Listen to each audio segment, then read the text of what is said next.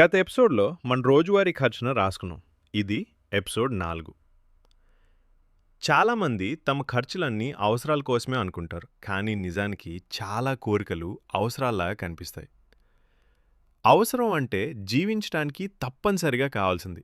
ఆహారం, ఇల్లు, ప్రయాణం, ప్రాథమిక బిల్లులు. కోరిక అంటే ఉండితే బావుంటుంది, లేకపోయినా జీవించొచ్చు. కోరికలపై ఖర్చు చేయడం తప్పు కాదు. కానీ అవసరాలు, కోరికల మధ్య తేడా తెలియకపోవడమే సమస్య. కోరికలను అవసరాల్లాగా చూస్తే డబ్బు నెమ్మదిగా పోతుంది. అందుకే ఖర్చులు రాయడం చాలా ముఖ్యం. రాసినప్పుడు ఏది అవసరం, ఏది కోరిక స్పష్టంగా కనిపిస్తుంది. ఈరోజు పని చాలా సింపుల్. నిన్న రాసుకున్న ఖర్చులను చూడండి.